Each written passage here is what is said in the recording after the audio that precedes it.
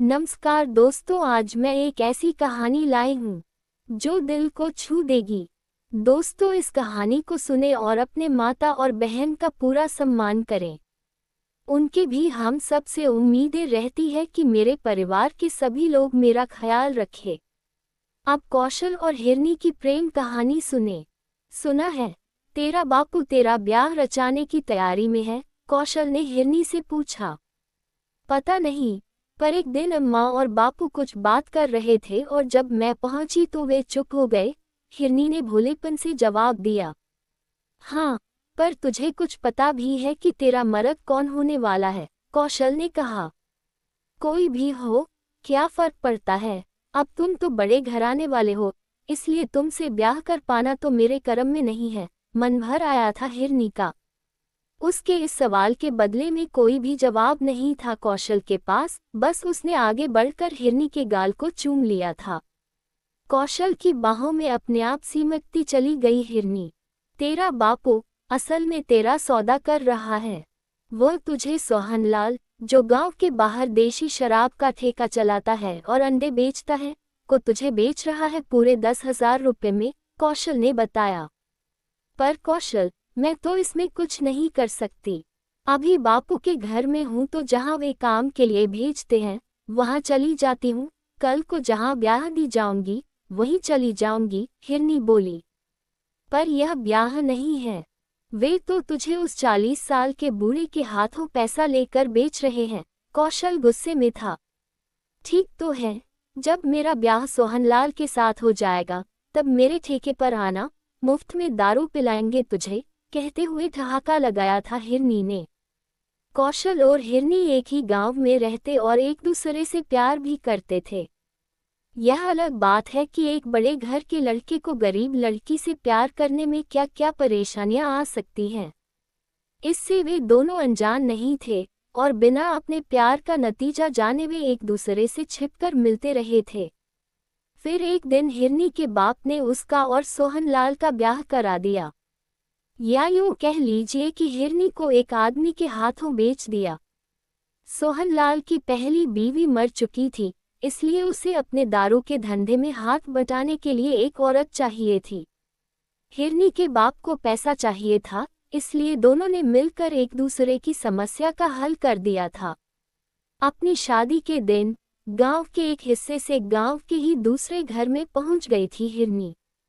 न बैंड बाजा, न बारात, बस सोहनलाल को चाय पानी जरूर करा दिया गया था और सोहनलाल ने पूरे 10,000 रुपये गिनकर दे दिए थे हिरनी के बापू को।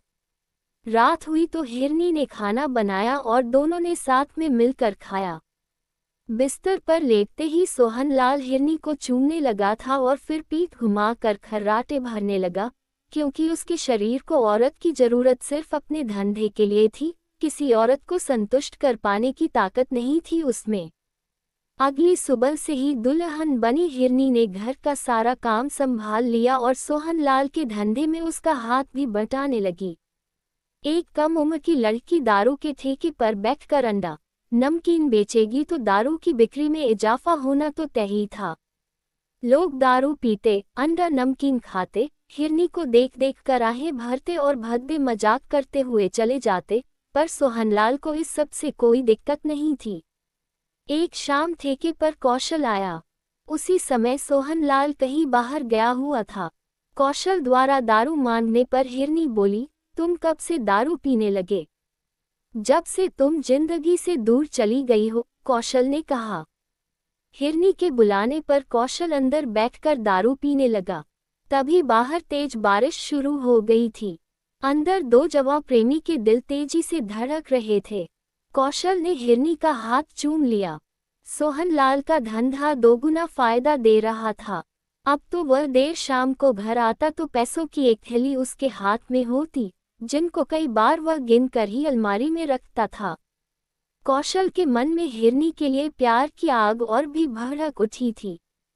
उसे लगने लगा था कि अब वह हिरनी के बिना नहीं रह सकेगा। उधर हिरनी भी ठेके पर लोगों के गलत बर्ताव से दुखी हो चुकी थी। हिरनी ने कई बार सोहनलाल से शिकायत भी की थी, मैं काम से नहीं मना करती, पर यहाँ लोग दारू पीने के बाद मुझसे छेड़छाड़ करते हैं, जो मुझे अच्छा नहीं लगता। इस पर सोहनलाल ने उसे जवाब दिया, इसी के लिए तुझे ब्याह कर लाया हूँ कि मेरे काम में एक औरत के होने से और रौनक आए और गरीब घर में पैदा होने के बाद इतने नखरे मत झाड़ा कर। कभी बाहर कोई कुछ बोल भी दे तो मुंह बनाने के बजाय मुस्कुरा दिया कर। हिरनी ने चुपचाप सोहनलाल की बात सुन ली और अपने काम में लग गई। दोनों की शादी के 6 महीने बीत गए थे। एक सुबह जैसे ही सोहनलाल सोकर उठा तो हिरनी ने तबीयत खराब होने की बात बताई। पहले तो सोहनलाल ने ऐसे ही टालने की कोशिश की, पर जब हिरनी को उल्टियां होने लगी तो वह उसे गांव के अस्पताल में ले गया। अस्पताल में जब डॉक्टर ने उसे बताया कि हिरनी मां बनने वाली है तो ये बात सुनकर वह सन रह गया। ये बच्चा किसका है? घर आते समय सोहनलाल ने पूछा। पहले तो हिरनी खामोश रही, पर जब उसे लगा कि सोहनलाल से सच छिपाने से क्या फायदा, इसलिए उसने कौशल और अपने संबंध के बारे में सब कुछ सच बता दिया। रात में खूब दारू पीने के बाद सोहनलाल ने हिरनी को बहुत पीटा और जी भर कर गालियां दी। उसकी गालियां और मार खाकर हिरनी के मन में जीने की कोई इच्छा न रही। वह घर से भाग गई और शायद खुदकुशी कर ही ली थी, अगर उसे कौशल ने सही समय पर नहीं बचाया होता। सारा हाल जानने के बाद कौशल ने फैसला लिया कि अब वह हिरनी को अकेला नहीं छोड़ेगा। दोनों शहर में जाकर रहेंगे। सिख समाज में होने वाले ऐसे बुराइयों से दूर रहे। हर माता और बहन का सम्मान करें, क्योंकि हम सबके घर माताएं और बहनें हैं। मेरे प्यारे दोस्तों, अगर आप माता और बहन का सम्मान करते हैं तो मेरे चैनल को जरूर सब्सक्राइब करें।